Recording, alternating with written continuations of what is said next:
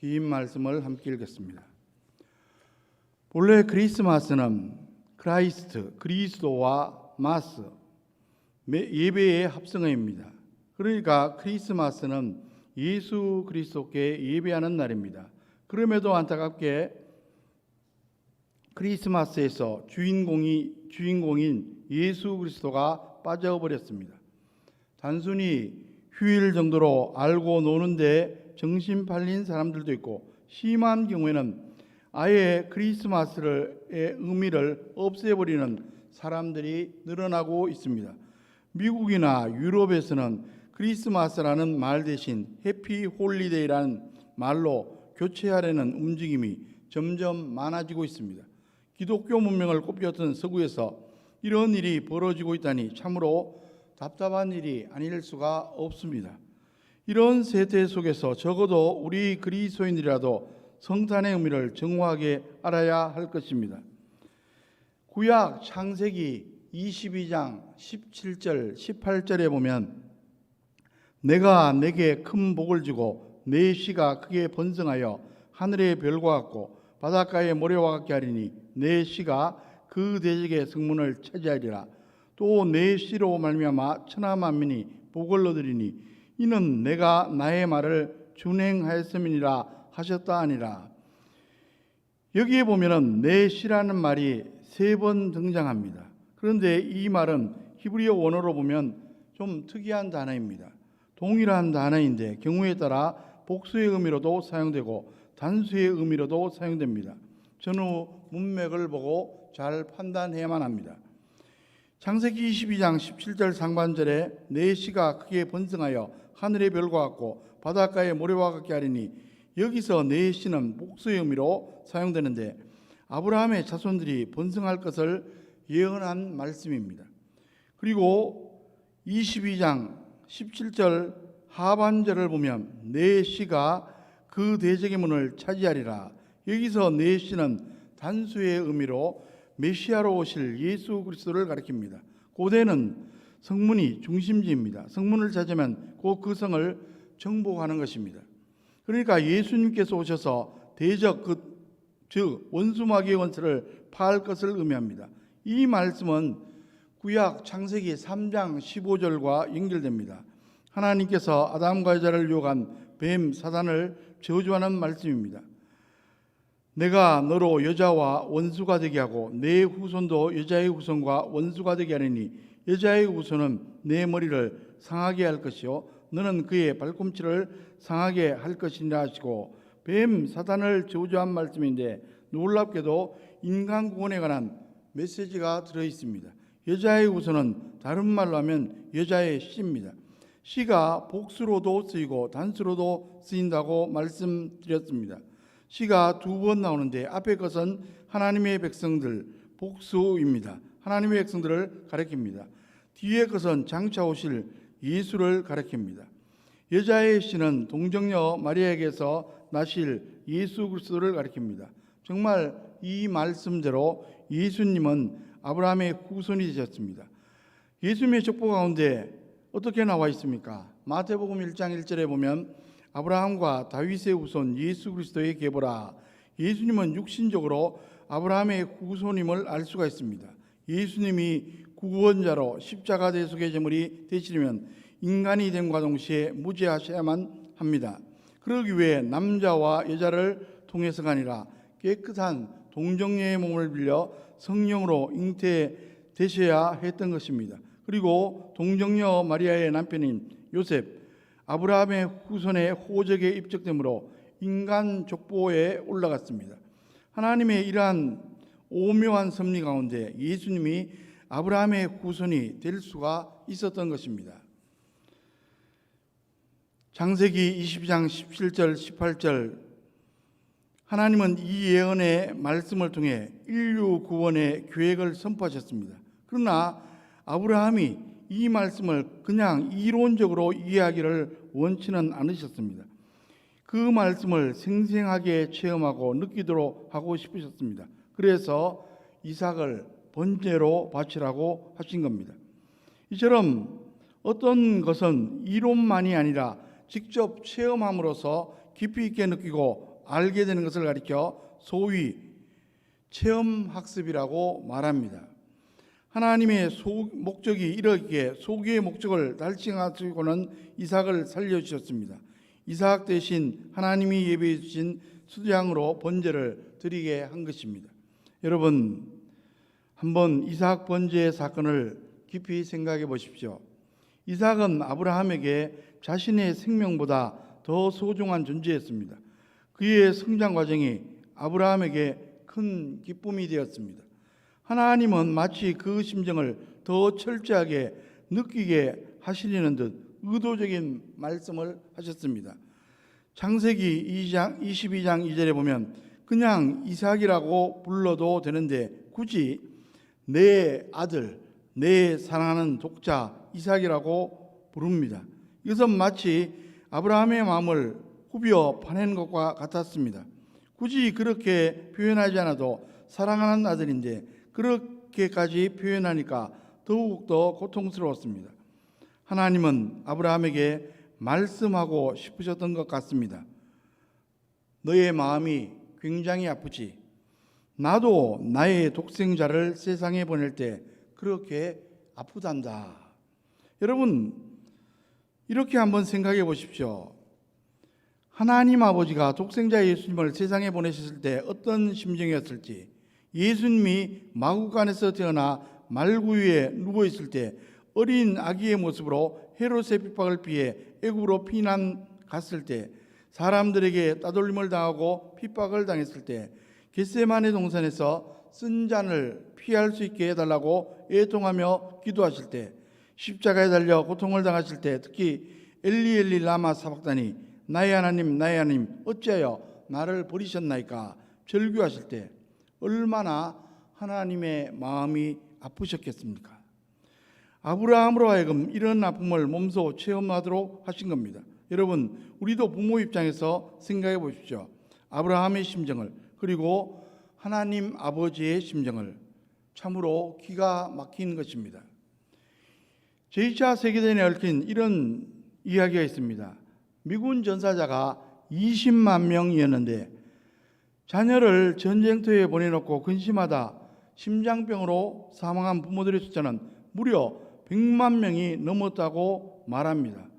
얼마나 마음이 아팠을지 짐작할 수가 있습니다. 우리에게 자식이란 존재는 나의 생명과도 같습니다. 하나님은 그와 같은, 아니 그보다 더 큰 아픔을 가지고 독생자를 세상에 보내셨던 겁니다. 아브라함은 이삭을 바치는 체험과 하나님이 주신 말씀을 통해 장차 오실 메시아 예수 그리스도를 바라볼 수가 있었습니다. 요한복음 8장 56절에 보면 그 사실을 예수님이 직접 증거하셨습니다. 너희 조상 아브라함은 나의 때 볼 것을 즐거워하다가 보고 기뻐했느니라. 예수님을 대적하는 유대인들에게 아브라함의 후손이란 말을 하면서 예수님을 배척하는 것이 얼마나 불합당한 일인지 지적해 주신 말씀입니다. 물론 아브라함과 예수님 사이의 연대가 엄청 차이 나니까 직접 본 것은 아닙니다. 믿음의 눈으로 바라보았다는 이야기입니다. 아브라함은 모리아산에서 예수님의 성탄을, 그리고 예수님의 십자가를 보았습니다. 그리하여 호옥자는 모리아산을 가리켜 구약의 갈보리라고 말하기도 합니다. 우리는 흔히 성탄절을 가리켜 메리 크리스마스라고 말합니다. 맞는 말입니다. 예수님이 우리를 구원하러 오셨으니까 참으로 맞는 말입니다. 그러나 한편으로 하나님 아버지로서는 독생자를 세상에 보낸 슬픈 날입니다. 이제 본문을 보도록 하겠습니다. 야곱의 식구들은 수십 년 만에 찾아오는 대기근으로 굉장히 어려운 처지에 빠져 있었습니다. 이 이상의 양식이 있는 곳이라고는 당시 애굽밖에 없었는데 아들들은 그 애굽에 양식을 구하러 갔다가 큰 곤욕을 치르고 돌아왔습니다. 애굽의 정리는 무서운 사람이었습니다. 그는 야곱의 아들들을 정탐꾼으로 지목하고 그들을 신문했으며 결국 양식은 주었지만 형제들 중 한 명을 잡아놓고 아버지와 함께는 막내를 데려와서 그들이 정탐꾼이 아니라는 것을 증명하라는 명령을 내렸습니다. 그들은 양식을 구해오기는 했지만 그렇게 어렵게 구해온 양식은 시간이 지나가면서 떨어져 버렸습니다. 이제 그들은 굶어 죽을 판입니다. 시몬은 애굽에 잡혀 있고 베냐민은 데려갈 수가 없습니다. 아버지는 설사 다 굶어 죽더라도 베냐민은 데려가지 못한다고 버티고 있습니다. 물론 저와 여러분들은 이미 답을 다 알고 있기 때문에 이 문제를 쉽게 생각할 수도 있습니다. 그러나 오늘 본문을 깊이 있게 이해하면 요셉의 정체를 몰라야만 합니다. 지금 애굽 총리는 무서운 총리가 있는데 형제들은 그 총리한테 소위 속된 말로 시킨 상태입니다.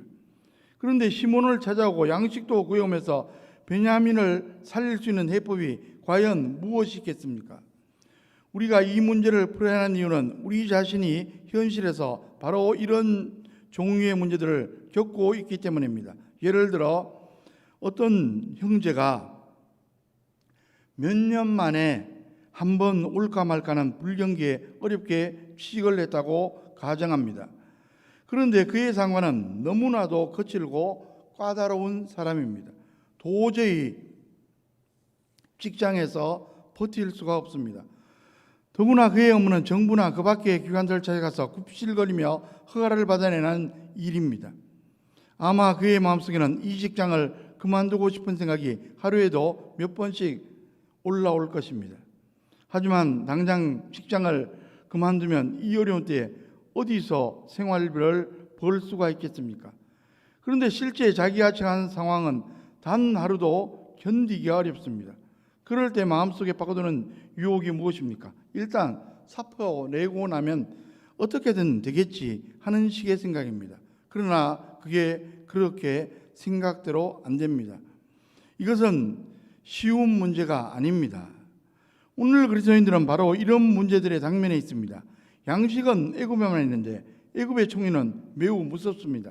그런데 그 무서운 사람이 한 형제는 붙들어 놓고 아버지가 생명처럼 여기는 또 다른 한 형제를 데려오라는 명령을 내린 겁니다. 어떻게 하면 붙들린 형제를 찾아오고 양식도 구해오면서 베냐민도 무사하게 지킬 수가 있겠습니까? 어떻게 하면 직장의 까다로운 상관 밑에서 살아남을 수가 있겠습니까? 이런 실제적인 문제에 비하면 학교에서 수학 문제 풀고 영어 답안 쓰는 것은 아무것도 아닙니다. 우리 그리스도인들이 이 세상에 산다는 것은 바로 이런 어려운 문제들을 날마다 직면해야 한다는 사실입니다.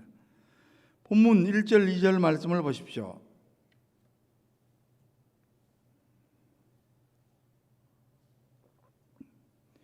이 어려운 문제에 대해 야곱과 그의 아들 일본인 태도는 시간을 즐길 거면서 어떻게 하든지 끝까지 버티는 것이었습니다.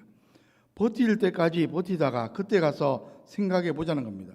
당장은 먹을 것이 있었기 때문에 그들은 이 문제에 정면으로 대응하지 않고 시간을 끌면서 갈 때까지 가보았습니다.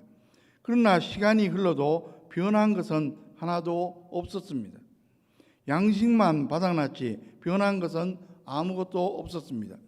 이제는 도저히 버틸 수가 없는 시점까지 왔을 때야 비로소 야곱은 아들들에게 다시 애굽에 가서 양식을 구해와야 하지 않겠느냐고 말을 꺼내고 있습니다. 어려운 시련이 닥쳤을 때 꾹 참고 시간이 지나기를 기다리면 그 어려움이 저절로 해결될 때가 있습니다. 예를 들어 어떤 사람과 일시적으로 감정적인 충돌이 생겼을 때는 아무 반응을 하지 않고 꾹 참고 있는 게 상책입니다. 입 벌려봐야 득될 것이 하나도 없습니다. 또 하나님께서 나에게 어려운 시간을 주셔서 나의 믿음을 연단하실 때는 내가 아무리 몸부림을 쳐봐야 아무런 소용이 없습니다. 그때도 꾹 참고 기다리는 것이 최고의 방식입니다. 그러나 구조적인 문제가 생겼을 때는 마냥 참는다고 해서 그 문제가 해결되지 않습니다. 몸에 생기는 병을 예를 들어 생각해 봅니다. 감기 몸살이 됐을 때는 약도 먹어야 하겠지만 꾹 참고 몸조리만 잘하면 낫게 되어 있습니다. 그러나 몸 안에 암처럼 심각한 병이 퍼지고 있을 때는 참으면 참을수록 시간만 버립니다. 그런 병은 결코 저절로 해결되지 않습니다. 야곱은 지금까지 어려움이 생길 때마다 꾹 참는 형이었습니다. 왜냐하면 모든 일에 하나님의 때가 있으며 그 때가 오기 전까지 아무리 몸부림쳐봐야 안 된다는 식이 그의 머릿속에 경험적으로 있었기 때문입니다. 그러나 그것은 어디까지나 그가 신앙적으로 어렸을 때 일입니다. 지금 야곱이 당하고 있는 문제는 단순히 참기만 해서 해결될 성질의 것이 아니었습니다. 무언가 판단하고 결정해야 할 구조적인 문제였습니다. 그럼에도 불구하고 그는 할 수 있는 결정을 유보하다가 마침내 더 이상 버틸 수 없는 막바지에 도달했습니다. 이것은 일종의 패배주의적인 사고방식입니다. 그리스도인들이 배워야 할 것은 자기가 할 수 없는 일을 해결하려고 나서서도 안 되지만 자기가 판단하고 책임져야 할 일이 저절로 해결되기를 마냥 기다려서도 안 된다는 점입니다. 사실 신앙이 어릴 때는 그냥 버티는 방법이 가장 좋습니다.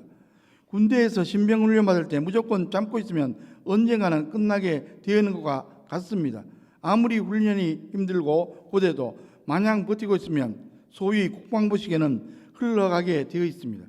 그러나 부하들이 생사의 기로에 처했을 때에도 끝까지 버티기만 하는 지휘관이 있다면 그는 부하를 죽도록 내버려 두는 것과 같습니다. 그는 결정을 내려야 합니다. 전진하든지 후퇴하든지 결정을 내려 줘야만 합니다. 여러분, 신앙이 어린 사람의 문제는 눈앞에 닥치지도 않은 문제를 혼자 미리 상상해서 스스로 침체에 빠지는 경우가 많다는 겁니다. 그러나 신앙이 어느 정도 성숙한 사람의 문제는 자기가 책임져야 할 위치에 있음에도 불구하고 눈앞에 닥친 문제도 외면하면서 누군가 다른 사람이 그 문제를 책임져 주지 않을까 기대하며 자기 책임을 회피하는 겁니다.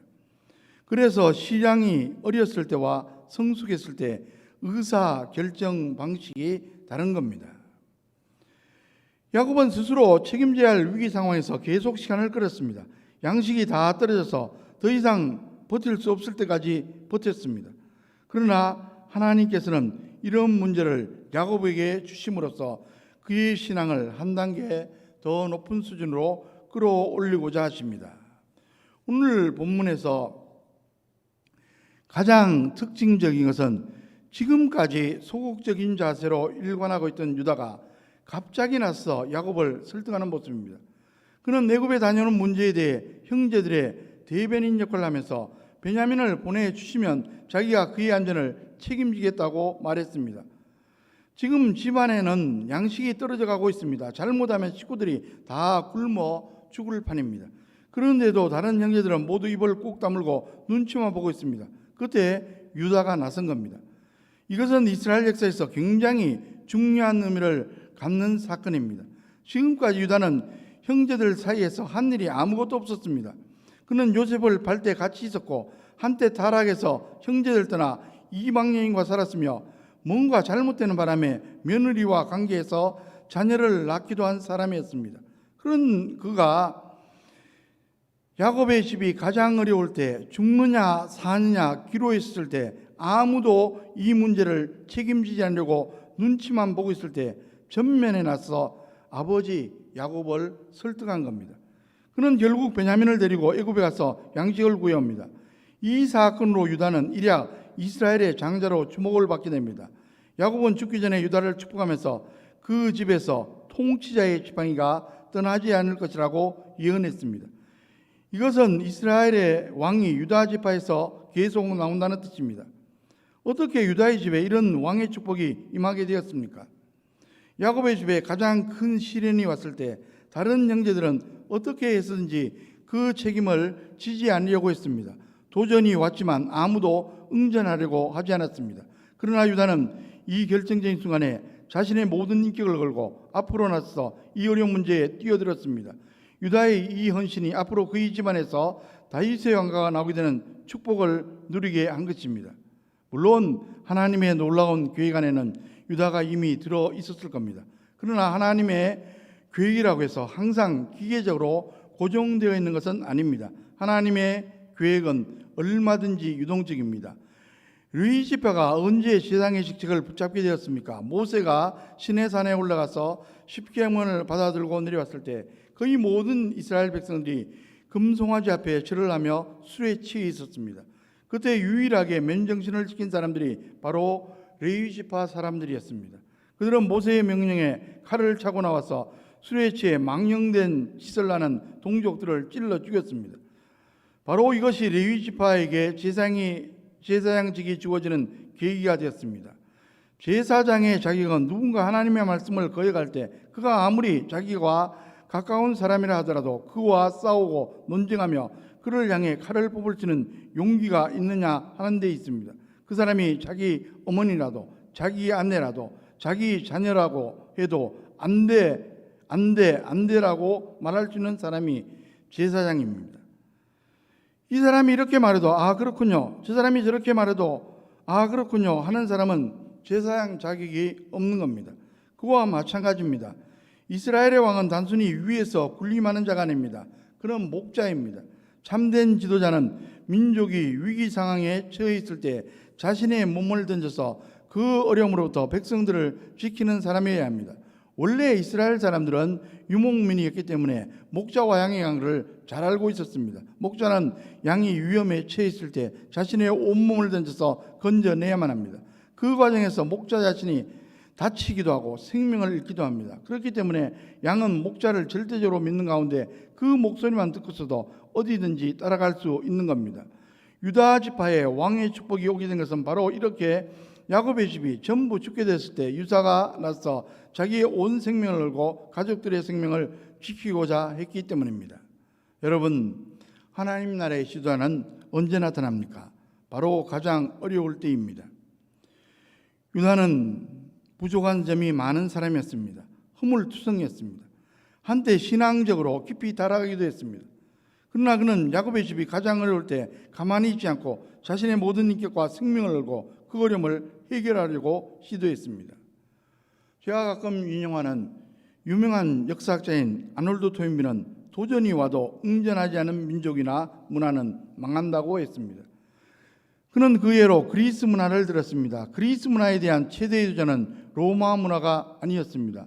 사실 로마 문화는 그리스 문화를 그대로 흡수한 문화였습니다. 그리스 문화에 대한 가장 무서운 도전은 바로 복음이었습니다. 그런 처음에 사도 바울의 설교를 듣고 엄청난 충격을 받았습니다. 왜냐하면 그는 죽은 자의 부활을 증거했기 때문입니다. 이것은 그들의 사고방식과 맞지 않는 주장이었습니다. 그리스 철학자들은 무반응으로 반응했습니다. 토인비는 바로 이것 때문에 그리스 문화가 더 발전하지 못하고 망할 수밖에 없었다고 주장하고 있습니다. 그러면 유다는 어떤 식으로 이 문제에 개입을 했습니까? 유다는 세 가지 방향에서 이 문제에 개입했습니다. 우선 첫째로 그는 야곱에게 현실을 있는 그대로 인정하게 했습니다. 3절, 4절 말씀을 보십시오.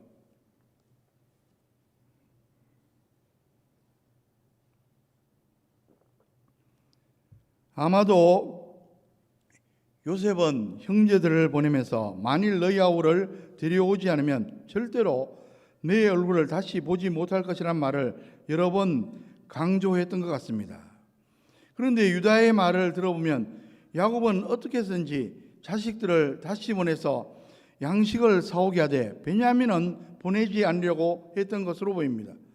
시일이 좀 지났고 혹시 애굽의 총리가 잊었을 수도 있으니까 두루뭉실하게 넘어가자는 식입니다. 그러나 유다는 이것이 그렇게 간단한 문제가 아니라는 것을 잘 알고 있었습니다. 애굽의 총리는 이상하게도 오지 않은 막내에게 비상한 관심을 가지고 있는 것이 분명했고 그를 꼭 데려와야 한다는 점을 누누이 강조했기 때문입니다. 만약 이 문제를 적당히 넘어가려고 한다면 애굽에 가봐왔자 아무 소용이 없을 것입니다.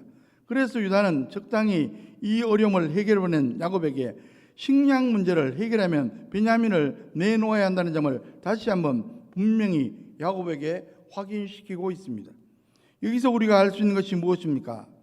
야곱은 현실 가운데 가장 어려운 부분을 할 수 있는 한 건드리지 않고 슬쩍 넘어가려고 했다는 겁니다. 그러나 유다는 설사 아버지의 마음을 상하게 하는 일이 있더라도 현실을 현실로 인정하게 만들려는 생각을 가지고 있었습니다. 그래서 양식과 베냐민은 뗄래야 뗄 수 없는 하나의 문제라는 점, 그를 내놓지 않고 적당히 애굽에서 양식을 구할 생각을 하면 안 된다는 점을 분명히 아버지에게 밝혔습니다. 즉 야곱은 베냐민을 굳이 데려가지 않아도 애굽에 가기만 하면 어떻게든 문제가 해결되지 않겠느냐는 입장이었고, 유다는 이 문제는 그런 식으로 대충 넘어갈 문제가 아니며 분명히 할 것은 분명히 해야 한다는 입장이었습니다. 야곱의 아들들은 베냐민 이야기를 다시 꺼내는 것은 아버지를 죽이는 일이나 마찬가지라고 생각했습니다. 그런데 유다는 서슴지 않고 베냐민 이야기를 꺼냈습니다. 왜 그렇게 했습니까? 베냐민을 데려가지 않는 이상 애굽에 가는 것은 시간 낭비라는 것이 엄연한 현실이었기 때문입니다. 여러분, 믿음이란 현실을 외면한 채 무조건 모든 것을 하나님께 맡기는 것이 아니라는 사실을 알아야 합니다.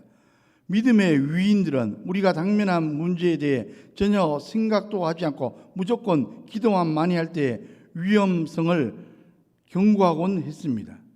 우리는 무엇보다 먼저 해야 할 일은 정신을 차리고 생각하는 겁니다. 무조건 기도하는 대신 자기가 지금 처해 있는 상황이 정확하게 어떤 것이며 문제의 핵심이 무엇인지 객관적으로 냉철하게 생각해 보아야 합니다. 그리고 나서 반드시 기도해야 합니다. 둘째로 유다는 자기의 감정적인 분노에 잘 대처하고 있습니다. 6절 말씀을 보십시오. 드디어 자식들에 대한 야곱의 분노가 터졌습니다. 야곱의 이 말은 원망과 불평입니다. 왜 집에 막내가 하나 더 있다고 말해서 나를 이러한 어려움에 빠뜨리느냐 하는 것입니다. 형제가 원래 10명이라고 하면 애굽의 총리가 실제로 11명인지 12명인지 어떻게 알겠느냐는 말입니다. 마치 빚쟁이 전화를 바꾸어 준 아이에게 부모가 역정을 내는 것 같습니다. 아빠 엄마가 집에 없다고 말해야지 왜 있다고 해서 엄마 아빠를 너는 힘들게 하느냐, 그렇게 말하는 것과 똑같습니다. 아무리 애굽의 총리가 자세히 캐물어도 적당히 둘러대야지 어떻게 사실 그대로를 말해서 나를 이토록 괴롭히느냐 하는 야곱의 이야기입니다. 다른 때는 거짓말도 그렇게 잘도 하더니만 어떻게 그럴 때는 정직해져서 나를 이렇게 힘들게 하느냐 하는 야곱의 말입니다. 이런 식의 넋두리는 위기의 순간에 새로운 분쟁을 일으킬 가능성이 큽니다. 한 사람이 파괴적으로 분노를 터뜨리면 다른 사람도 당신만 성질있느냐 나도 성질있다 하면서 화를 낼 가능성이 매우 큽니다. 그러나 유다는 화를 낸 대신에 아버지를 설득했습니다. 7절 말씀을 보십시오. 애굽의 총리가 그들의 가족 사항에 대해서 굉장히 집요하고 자세하게 캐묻더라는 이야기입니다. 처음에는 10명이 전문가에 전하고 대충 넘어가려고 했는데 그 사람이 너무나 집요하게 묻는 바람에 꼼짝할 수가 없었다는 이야기입니다. 여기서 유다가 말하는 핵심은 지금 그때의 잘잘못을 따져봐야 아무런 소용이 없고 중요한 문제는 애굽에서 양식을 얻어오는 것이라는 점입니다. 8절 말씀을 보십시오. 아버지, 지금 우리가 잘잘못을 따지는 것이 무슨 의미가 있습니까? 중요한 것은 시몬을 구해는 것이고 우리가 다 사는 것이 아닙니까? 그러려면 그때 왜 그런 말을 했느냐를 따질 것이 아니라 하루 더 빨리 베냐민을 데리고 애굽에 다녀와야만 합니다. 상대는 애굽의 총리입니다. 어떻게 그 사람을 설득시키느냐가 중요하지 그때 왜 그런 말을 했느냐 따지는 게 중요합니까? 그런 이야기입니다. 유다는 참으로 지혜롭게 이 문제를 넘기고 있습니다. 성질이 급한 사람은 우선 화부터 내고 옵니다. 그래서 자기를 도와줄 사람에게 오히려 화를 내는 경우가 자주 있습니다. 지금 상대는 애굽의 총리입니다. 자기들끼리 왜 이랬느냐 왜 저랬느냐 싸워봐야 아무런 소용이 없습니다. 유다는 야곱의 분노를 철저하게 현실적인 인식으로 가라앉히고 있습니다. 셋째로 그는 자신을 담보로 내놓았습니다. 9절 10절 말씀을 보십시오. 내가 그를 위하여 담보가 되오리니, 이 말은 무슨 일이 있어도 자기가 베냐민을 책임지겠다는 뜻입니다. 다시 말해서 혹시 뭔가 잘못되어 베냐민이 애굽에서 잡히게 된다면 자기가 그 대신 잡히고 베냐민은 돌아올 수 있게 최선을 다하겠다는 말입니다. 여기서 나타난 것이 바로 유다의 목자 정신입니다. 유다는 왜 베냐민을 담보하겠다고 나섰습니까? 누군가가 희생하지 않으면 이 어려운 문제가 해결되지 않는다는 것을 알았기 때문입니다. 아버지는 베냐민을 포기하지 않을 것입니다. 형제들 중에서 책임을 지겠다고 나설 사람도 없습니다. 애굽 총리의 마음이 바뀌었을 가능성은 더더욱 없습니다. 유다는 자기가 희생하지 않으면 이 집안을 살릴 수 없다는 것을 알았습니다. 그래서 자기의 모든 것을 걸고 가족들을 다 살릴 수 있다면 그렇게 하기로 결심했습니다. 이것이 하나님 보시기에 진정한 목자 왕의 모습입니다. 신앙적인 결정은 현실에서 무조건 도피하는 것이 아닙니다. 오히려 현실이 무엇인지 제대로 인식하고 자기가 책임을 떠맡는 것입니다. 지금까지 우리가 본 야곱의 모습은 자식들이나 원망하는 무력하고 나약한 노인의 모습이었습니다. 그러나 이제 야곱은 결단을 내립니다. 이 결단이 야곱이 위대한 믿음의 사람으로 남게 하고 있습니다. 야곱은 원래 부족한 점이 전혀 없는 사람이 아니었습니다. 그는 어려운 일이 닥쳤을 때 책임을 회피하려고 했고 자식들을 원망했습니다. 그리고 마음속에 결심이 서기까지 이러지도 저러지도 못하는 우유부단한 모습을 보여왔습니다. 그러나 더 이상 책임을 미룰 수 없고 바로 자신이 결단을 내려야만 한다는 것을 알았을 때 그는 드디어 결단을 내립니다. 우리는 오늘 본문에서 위기를 극복하는 야곱의 방식을 보게 됩니다. 그는 엄한 애굽 총리의 마음을 누그러뜨릴 수 있는 선물을 준비하겠습니다. 11절 말씀을 보십시오.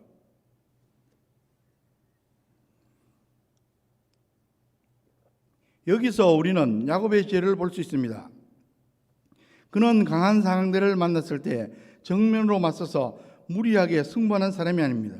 그는 예물을 보내서 먼저 상대의 마음을 누그러뜨리는 방법을 사용했습니다. 우리는 그가 에서를 만날 때에도 이 방법을 사용한 것을 잘 알고 있습니다. 사람은 자기 일에 직업의식을 느끼지 못할수록 뇌물을 챙기려고 합니다. 즉 우리 사회에 뇌물이 통한다는 것은 얼마나 많은 사람들이 자기 일에 보람을 느끼지 못하고 사명감 없이 일하고 있는지를 보여줍니다. 그러나 사적인 관계에서 인사나 선물이 또한 중요합니다. 특히 관계가 불편한 사람에게 선물을 주는 것은 나는 적어도 당신을 적대적으로 대하고 있지는 않습니다. 표시가 될 수 있고 다른 사람에게 상냥하게 인사하는 것은 나는 적어도 당신을 싫어하거나 당신에게 화가 난 것은 아닙니다 하는 사인이 될 수도 있습니다. 대인 관계에서 우리 믿는 사람을 가장 힘들게 하는 것은 쓸데없는 자존심입니다. 그리스도인은 이 자존심을 버려야 합니다. 그리스도인들이 좋은 결과만 이끌어내면 되는 것이지 굳이 자존심을 내세우거나 상대방에게 반드시 이길 필요까지는 없지 않습니까? 우리는 주님의 종인데 종은 종으로서 자기에게 주어진 일만 최선을 다하면 되는 것이지 꼭 모든 사람들 위해 군림해야 하는 것이 아니지 않습니까? 야곱은 이 부분에서 지혜가 있었습니다. 그리고 자루에 돌아온 돈을 전부 다시 가져가겠습니다. 그리고 그것 때문에 불미한 일이 생길지도 모르니까 돈을 배로나 준비하겠습니다. 야곱은 하나님을 믿는다고 해서 무작정 자식들을 보내지 않았습니다. 애굽에서 일어날 수 있는 상황을 머릿속에 그려보고 미리 그런 문제에 철저하게 대비하게 했습니다. 우리가 어떤 일을 하는데 가장 중요한 것은 전체적인 그림을 그려보는 겁니다. 그렇게 전체적인 그림을 가지고 대비하면 일하는 것이 신이 나고 훨씬 쉽습니다. 그러나 그것이 없으면 일 하나하나가 힘들고 굉장히 어렵습니다. 야곱은 자기가 마치 그 애굽의 총리를 직접 만난 것처럼 생각하면서 자기 수준에서 막을 수 있는 것은 최대한 막으려고 애를 썼습니다. 그리고 나서 마지막으로 모든 것을 하나님의 손에 맡깁니다. 13절, 14절 말씀입니다.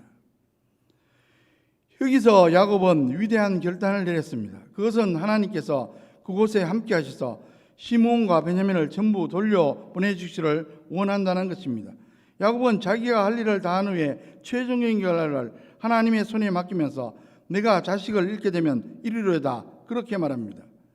야곱에게 베냐민이 무엇입니까? 아직도 포기하지 못한 유일한 영역입니다. 그는 자기가 마지막으로 붙들고 있던 베냐민을 하나님 앞에서 포기하면서 그럼으로써 시므온까지 살려보내 주시기를 간절히 기도하고 있습니다. 이런 구조적인 문제가 생겼을 때, 시간이 지나도 풀리지 않은 어려운 문제가 생겼을 때 우리가 알아야 할 것이 있습니다.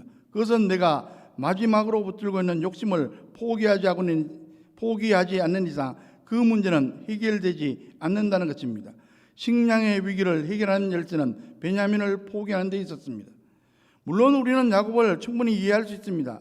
베냐민은 그가 가장 사랑하는 아내 라헬의 아들입니다. 특히 요셉이 죽고 난 뒤 베냐민에 대한 야곱의 사랑은 맹목적인 것이었습니다. 그는 베냐민이 눈에만 보이지 않아도 곧 죽을 것처럼 그에게 집착했습니다. 이러한 그의 태도는 요셉을 이룬 후 약 20년간 그의 신앙이 정체 상태에 있었다는 것을 우리에게 보여줍니다. 야곱은 원래 이루어지를 않았습니다. 요셉을 그 험한 곳에 혼자 보낼 정도로 하나님을 믿었습니다. 그러나 그 믿음의 결과가 요셉의 죽음으로 나타났을 때 그는 이론적으로는 하나님을 믿었지만 실제적으로는 믿지 못했습니다. 하나님을 믿고 요셉을 혼자 보냈는데 피 묻은 옷만 돌아오지 않았습니까? 그러니까 베냐민은 항상 자기 눈앞에 있어야만 합니다. 너무나 긴 세월 동안 야곱은 자신의 단단한 껍질 안에 스스로 파묻혀 있었습니다. 그런 일이 자기 뜻대로 되지 않으면 죽겠다는 소리만 하면서 스스로를 학대하고 아들들을 원망했습니다. 여러분, 그리스도인의 입에서 죽겠다라는 말이 그렇게 쉽게 나오면 안 됩니다. 일이 좀 뜻대로 안 된다고 해서 죽겠다고 하면 안 되는 겁니다. 야곱의 믿음은 거의 병적인 믿음이었습니다. 자신을 제외하면 아무도 믿지 않는 병든 믿음이었습니다. 자신이 믿음으로 보낸 요셉을 잃었고 다른 아들들은 믿을 수가 없었습니다. 그런데 유다가 진지하게 책임 있는 말을 하는 것을 들으면서 오래전에 잃었던 인간에 대한 신뢰가 되살아나기 시작했습니다. 유다의 책임 있는 말 한마디가 20년 동안 굳어있던 야곱의 마음을 다시 열고 다시 예전의 모습을 되찾게 해주었습니다. 아무리 믿음의 위인이라 하더라도 아무도 믿어주는 사람이 없는 상태에서는 위대한 믿음이 나올 수가 없습니다. 종이장도 맞들면 낫다고 유다의 작은 믿음의 결단이 20년 동안 닫혀 있었던 야곱을 그 단단한 껍질에서 나오게 했고 옛날의 그 영광과 총기와 능력을 되찾게 만들었습니다. 우리는 유다가 그렇게 많은 죄를 지었고 허물도 많았음에도 불구하고 하나님의 백성들이 고통당하고 있을 때 자신의 몸을 도사리지 않고 났을 때 유다의 지파에서 영원히 귀가 떠나지 않은 축복을 받아라는 사실을 우리는 생각해야만 합니다. 16절 17절 말씀입니다. 일단 베냐민이 함께 온 것을 확인하고 형들에 대한 요셉의 태도는 달라지고 있습니다. 그는 그들을 자기 집에 초청하고 또 그들이 두려워할 것에 대비해서 자기 청지에게 대답할 말을 가르쳐 준 것 같습니다. 지금 요셉의 형들이 생각하는 것이 무엇입니까? 한순간이라도 빨리 곡식을 구해서 애굽을 탈출하는 것입니다. 그런데 애굽의 청년은 곡식은 주지 않고 자기 집으로 가자는 등 다른 일을 자꾸 만들고 있습니다. 그들은 요셉이 지난번에 돌려준 돈을 트집 삼아 자신들을 모두 노예로 삼기 위해 집에 들어간다고 생각했습니다. 그들은 특히 나귀를 빼앗길까 봐 걱정했습니다. 그래서 그들은 누가 묻지도 않았는데 곡식 자루 안에 돈이 도로 들어와 있었다고 요셉의 청지기에 자신 신고를 했습니다. 그러자 청지기는 이들이 조금도 놀라지 않도록 아주 친절하고 자상하게 대답을 해주었습니다. 23절 말씀입니다. 이 말은 하나님을 모르는 사람 입에서 들을 수 있는 최고의 위로의 말입니다. 그 돈은 하나님께서 주신 것이니까 조금도 걱정하지 말라는 겁니다. 요셉의 형들은 아직 요셉의 정체를 전혀 모르고 있었기 때문에 요셉만 원한다면 얼마든지 그들을 골탕 먹일 수 있었습니다. 그러나 요셉은 불필요하게 형들을 두렵게 하거나 불안하게 만들지 않았습니다. 오히려 따뜻한 말로 그들을 위로하고 시몬을 감옥에서 풀어 그들에게 돌려주었습니다. 또한 요셉은 그들을 만났을 때 아버지의 근황을 자세히 물었습니다. 너희가 말하던 그 노인이 안녕하시냐? 그가 생존해 계시느냐? 그리고 자기 동생 베냐민을 보고 너희가 내게 말하던 너희 작은 동생이 이 아이냐 하면서 하나님이 내게 은혜를 베푸시기를 원한다고 축복했습니다.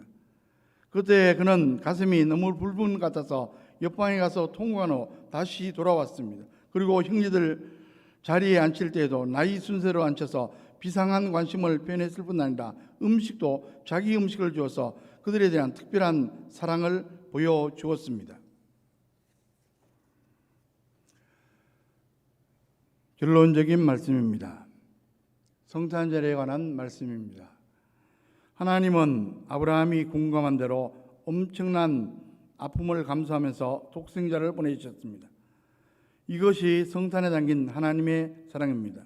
그 사랑은 죄인들을 구원하기 위한 놀라운 사랑입니다. 요한복음 3장 16절에서 하나님이 세상을 이처럼 사랑하사 독생자를 주셨으니 이는 그를 믿는 자마다 멸망하지 않고 영생을 얻게 하려 하심이라. 사도 바울은 그 사랑을 로마서 5장 8절에서 이렇게 말씀합니다. 우리가 아직 죄인 되었을 때 그리스도께서 우리를 위하여 죽으심으로 하나님께서 우리에 대한 자기의 사랑을 확증하시느니라.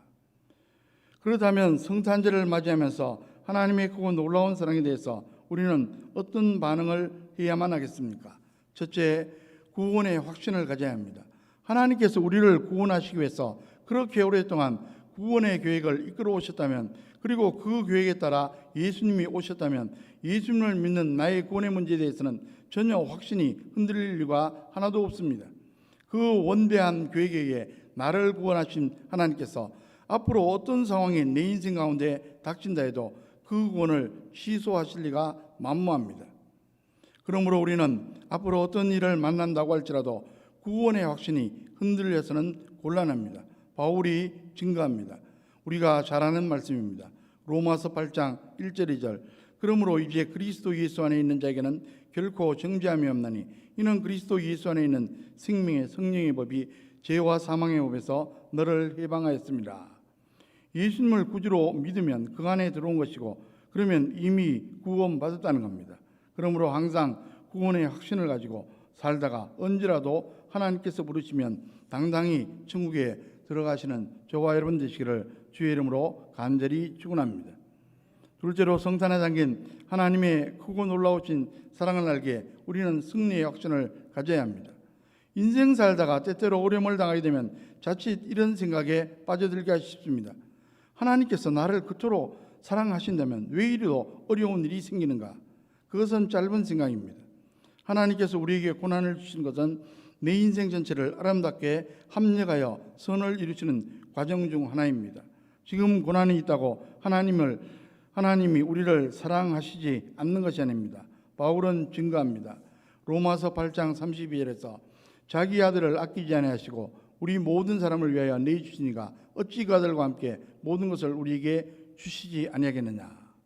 하나님께서 독생자가 주셨는데, 그래서 우리를 구원함으로 자녀 삼으셨는데 뭐가 아까워서 우리를 고통 가운데 방치하시겠습니까? 필시 하나님의 뜻과 계획이 있다는 겁니다. 그 사랑을 확신할 수 있다면 우리는 어떤 어려움 가운데서도 낙심하지 않을 수 있습니다. 하나님은 반드시 승리케 해주십니다. 셋째로, 성탄에 담긴 하나님의 크고 놀라운 사랑을 알기에 우리는 기꺼이 헌신을 감당해야만 합니다. 하나님의 그 사랑을 체험하면 누구든지 그 사랑에 보답하기 위해 충성하게 됩니다. 사명에 헌신하게 됩니다. 사도 바울이 목숨 다하도록 복음 전파의 사명에 충성한 것도 바로 하나님의 사랑 때문이었습니다. 방글라데시 남동부 항구 도시 치타공에서 조금 떨어진 한 마을에 보라 초등학교가 있습니다. 그 학교가 설립된 데는 사연이 있습니다. 2005년 사고로 숨진 딸의 이름을 따라서 강릉교도소에 근무하던 주상근 교회가 세웠습니다. 어려서부터 선교사가 되고 싶다고 말했던 딸이었습니다. 그 꿈을 이루겠다고 공부도 열심히 하고 주일학교 보조교사로 수고했던 딸이었는데 불의의 사고로 세상을 떠났습니다. 딸의 조의금에 사제를 보태 학교를 세우기로 했는데 그 소식을 듣고 몇몇 교회들과 청주여자 교도소에서 힘을 합쳤습니다. 최대 65명이 입학했던 보라초교는 다음 해부터 유치원과 고등학교 정원 120명을 모두 채웠습니다. 그 후에는 중고등학교까지 이어지게 됐습니다. 학생들이 잘 자라서 이제는 그 지역의 명문이 되었습니다. 딸을 먼저 보내고 나니까 하나님께서 독생자를 보내주신 그 놀라운 사랑이 얼마나 큰지 절실히 깨달아졌기에 기꺼이 자신이 헌신할 수 있었다는 간증입니다. 여러분, 성탄절은 하나님이 독생자를 보내신 날입니다. 그러므로 그날은 우리에게 참으로 기쁜 날이지만 하나님에게는 아픈 날입니다. 부디 이번 성탄절에는 독생자를 보내신 하나님의 아픈 마음속에 담긴 그 큰 사랑에 반응하는 저와 여러분 되시기를 주의 이름으로 간절히 축원합니다. 기도하겠습니다.